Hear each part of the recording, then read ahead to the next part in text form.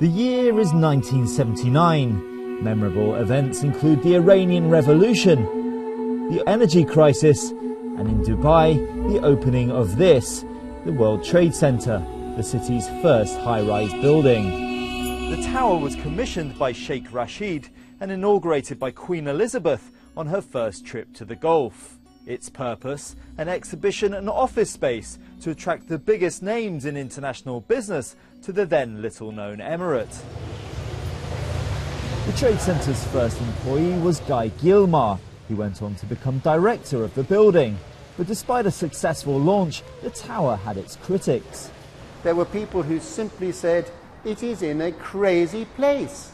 The heart of Dubai is Deira by the creek, you know, some kilometers away. This was, to most people, out in the middle of the desert.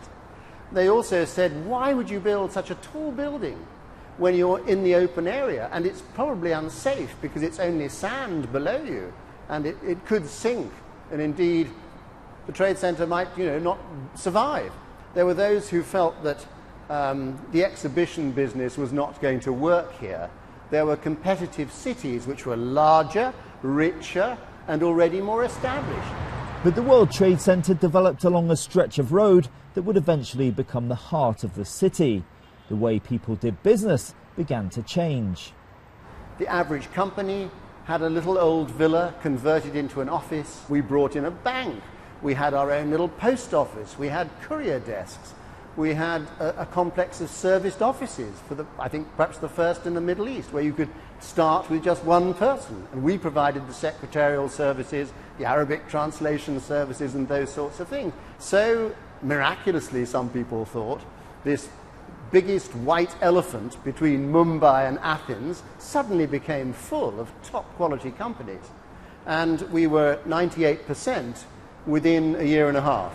The World Trade Center is now recognized as a symbol of the city's entrepreneurial spirit, even featuring on the United Arab Emirates 100 dirham banknote. These days it's home to Dubai's financial market, the foreign consulates of Italy, Switzerland and Turkey, and a handful of big multinational companies. Maurice Williams heads up operations for General Motors' Middle East branch. It's been based in the Trade Center since the early 1990s. So considering Dubai's wealth of newer and glitzier buildings, what keeps GM from relocating? When people ask you where your office is, you don't have to try to explain, well, it's right next to this and it's right over here and you know, between this and this and that and the other. You just say, hey, I work in the Dubai World Trade Center building.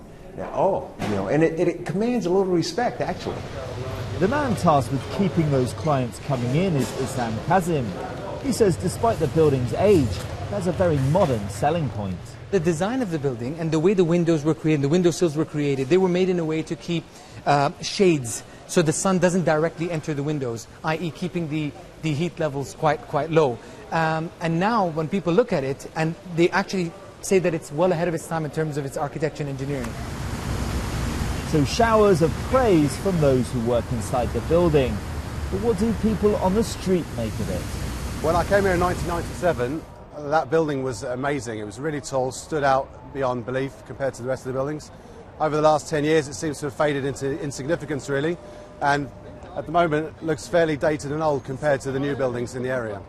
I think this building, if this area is one, is amazing building. Beautiful and amazing.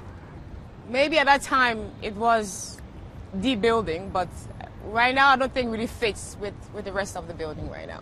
It signifies a growth of a country. It signifies a risk-taking ability of this country to develop it, you know, and go beyond.